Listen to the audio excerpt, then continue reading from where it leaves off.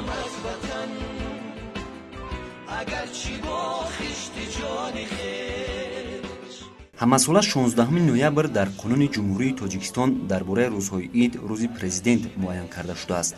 аз саҳифаҳои таърих бармеояд ки 16 ноябри соли 1994 дар иҷросаи шӯрои олии ҷумҳурии тоҷикистон маросими савгандёткунӣ ва ба вазифа шурӯъ кардани президенти ҷумҳурии тоҷикистон баргузор гардида буд.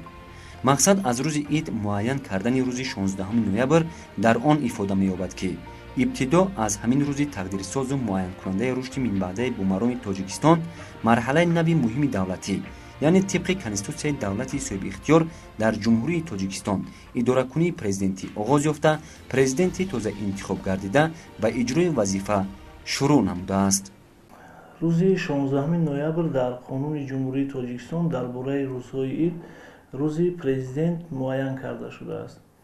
мансаби президентӣ муқаррароти конститутсионӣ буда дар конститутсияи ҷумҳурии тоҷикистон тартибу шартҳои ба ин мансаби олии ҳокимияти давлатӣ интихоб шудан ва лаҳзаи ба фаъолият шурӯъ намудани президент муқаррар гардидааст.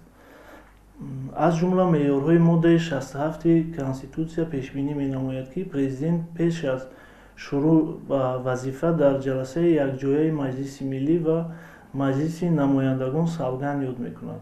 ёдовар шудан ба маврид аст ки президенти ҷумҳурии тоҷикистон муҳтарам эмомалӣ раҳмон маҳз тавассути марди олиму оқил буданаш бидуни талафот созишномаи сулҳро ба имзо расонида дар роҳи овардани сулҳ ба тоҷикистон нақши муҳимро ифода намуд.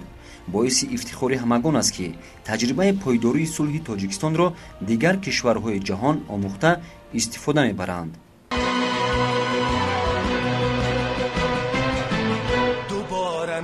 سازمت وطن کی تنجی و وحدت ملی را نمیخواد دست بردار کیازی ما صلح مقصد ما صلح و صلاح است دیگر مقصد دیگر نداریم ملت نیست میشه دولت پارچه پارچه میشه. дар арсаи байналмилалӣ ҳамчун шахси сулҳофару сулҳпарвар, сарҷамкунандаи миллату мардумсолор, амалисозандаи заҳматҳои ояндабинона баҳри рушду нумӯ ва ободии ватан овардани шароити арзанда барои мардуми кишвар, ташаббускори ҳалли масъалаҳои глобалӣ, шинохта шудани пешвои миллат, президенти тоҷикистонро на танҳо сокинони кишвар, инчунин ҷаҳониён эътироф намуданд ки барои тасдиқи ин гуфтаҳо зарурат ҷой надорад, зеро таври халқ мегӯяд он чӣ ки аён аст ҳоҷат ба баён нест. мақсад аз рӯзи ид муайян кардани рӯзи 16 ноябр дар он ифода меёбад ки ибтидо аз ҳамин рӯзи тақдирсозу муайянкунандаи рушди минбаъдаи бо мароми тоҷикистон марҳилаи нави муҳими давлатӣ, яъне тибқи конститутсияи давлати соҳибихтиёр дар ҷумҳурии тоҷикистон идоракунии президентӣ оғоз ёфта, президенти тоза интихоб гардида ба иҷрои вазифа шурӯъ намудааст.